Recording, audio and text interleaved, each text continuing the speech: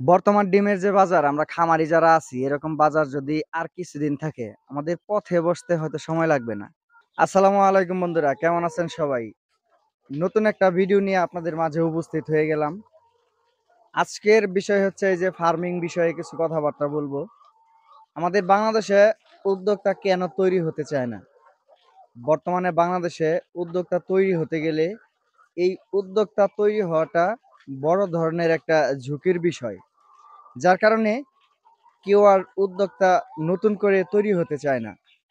যে কোনো বিষয়ে আপনি বলেন না কেন, আমি ফার্ম জগৎ নিয়ে আছি, এটা নিয়ে আজকে আমি কথা বলবো।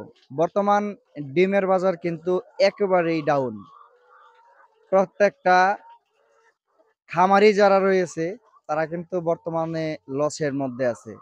আমি আজকে এই ফার্মের কিছু খরচ নিয়ে আপনাদের সামনে কথা বলি।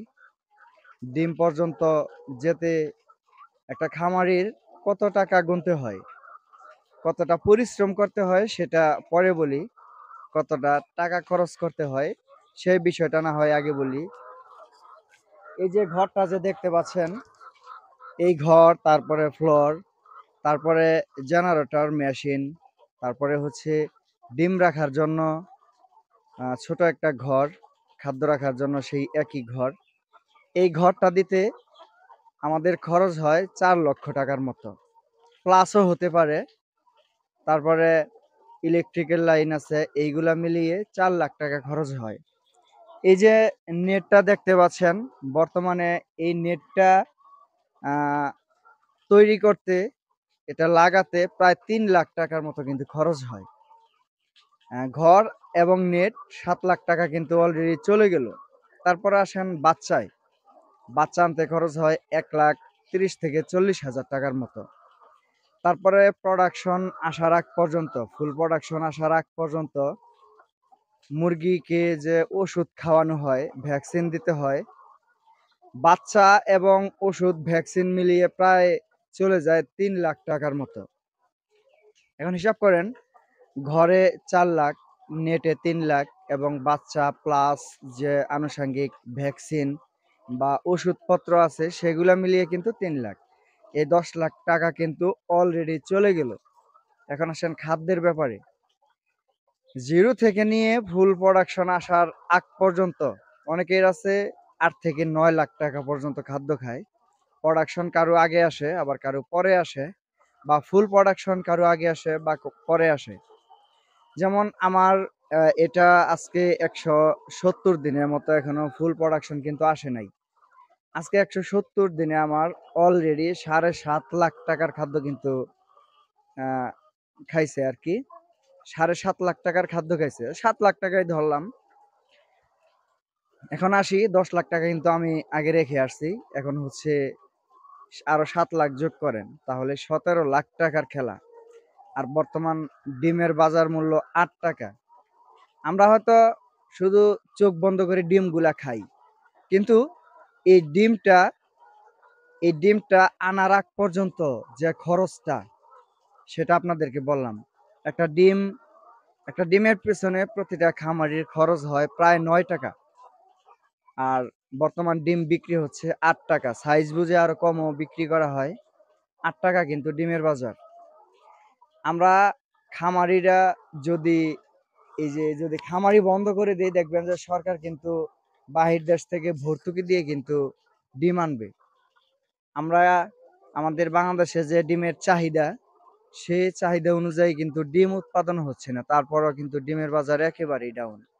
বললাম, খামারিরা যদি ডিম উৎপাদন বন্ধ করে দেয়, সরকার ভর্তুকি দিয়ে বাহির দেশ থেকে কিন্তু ঠিকই ডিম আনবে। কিন্তু এখন আমরা খামারিরা ডিম উৎপাদন করে দেশকে এগিয়ে নিয়ে যাচ্ছি। দেশে যে ডিমের দৈনিক চাহিদা আছে সেগুলো আমরা পূরণ করে নিচ্ছি। আমাদের পকেট থেকে কিন্তু প্রতিদিন টাকা কিন্তু বের হচ্ছে। কেননা ডিমের উৎপাদন খরচ 9 টাকা, আর আমরা বিক্রি করতেছি 8 টাকায়। প্রত্যেকটা দিন আমাদের প্রতিটা ডিমের পেছনে 1 টাকা করে ঘাটতি যাচ্ছে। আমার পুঁজি ক্যাশ পাতি যা আছে এ টু জেড সব কিন্তু আমার এইখানেই ইনভেস্ট করা আছে। এখন যে আমি এই যে আমার এই যে গামছাটা আমি বলি, এই গামছাটার বয়স 3 মাস। আমি যে নতুন করে একটা গামছা কিনবো, আমার পকেটে সেই টাকাটাও নাই। এই যে টি শার্টটা দেখতে পাচ্ছেন, এই টি শার্টটার বয়স প্রায় ১ বছর। নতুন করে যে আমি টি শার্ট কিনবো সেই টাকাও কিন্তু আমার কাছে নাই। স্যান্ডেলটা আমি দেখাইলাম না? আমার স্যান্ডেলটা জরাজীর্ণ অবস্থা। একজন খামারি জানে, একজন খামারি জানে A to Z, 0 থেকে অ্যা বাচ্চা থেকে শুরু করে ফুল প্রোডাকশন আসার আগ পর্যন্ত কতটা পরিশ্রম ঝুঁকি নিতে হয়। অনেক অ্যা যেমন অনেক কিন্তু ভাইরাস আছে, যদি ভাইরাসে আক্রমণ করে তাহলে কিন্তু আল্লাহ না করুক খামারে কিন্তু অবস্থা খারাপ হয়ে যায়। এই যে আপনারা যে বিড়ি সিগারেট খান ৳১০ ৳২০ করে, তখন চিন্তা ভাবনা করেন না। ডিমের বাজার যদি একটু বেড়ে যায় আপনারা আন্দোলন শুরু করে দেন। এই যে কৃষিকাজ যারা করে, বর্তমানে পেঁয়াজের মূল্য কিন্তু ৳৩০। আমরা তো ৳৩০ চাই না। সর্বনিম্ন মূল্য চাই আমরা ৳৫০ হোক। আমরা যারা সাধারণ পাবলিক আছি তারাও যেন খেতে পারি। কৃষক যারা আছে তারাও যেন বাঁচতে পারে। আমরা যে ডিমের বাজার তো চাই না যে ৳১২, ৳১৩, ৳১৫ হোক। এটা কিন্তু আমরা কখনোই চাই না। আমরা চাই যে একটা সিস্টেমের মধ্যে বাজারটা আসুক, যেন সাধারণ পাবলিকের হাতের নাগালেও যেন থাকে, খামারিরাও যেন বেঁচে থাকে। ডিমের বাজার যদি ৳১০ করে থাকে তাহলে খামারিরা কিন্তু একটু সোজা হয়ে দাঁড়াতে পারবে। তা না হলে দেখবেন যে কিছুদিন পর দেখবেন বাংলাদেশের থেকে ডিম উধাও। সত্যি কথা।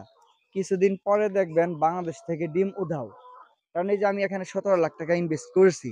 আর প্রতিদিন আমার প্রতি ডিমে ৳১ করে ঘাটতি যাচ্ছে। এইভাবে যদি আমি ৩ মাস চলতে থাকি, আমার তো ভিক্ষা ছাড়া কোনো উপায় নাই। কারণ আমার A to Z সৎ আম স আ যত ইনভেস্ট করেছি সব এখানে।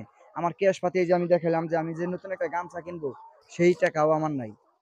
তাই আপনারা খামারি যারা আছেন, আমাদের সবার উচিত এখন, আমরা তো আর লস দিতে পারবো না। আমরা এখানে ৳১৭,০০,০০০ অলরেডি ইনভেস্ট করে ফেলেছি। আমার ভাই আর পুঁজি নেই। আমার আর টোটালি A to Z, মানে আমি অন্য ব্যবসা-বাণিজ্য করতাম, সেই ব্যবসাটাও এখন বন্ধ। আপনি যে কোনো উদ্যোক্তা তৈরি হতে চান না কেন, একটু ভেবে চিন্তে মানে উদ্যোক্তা তৈরি হবেন।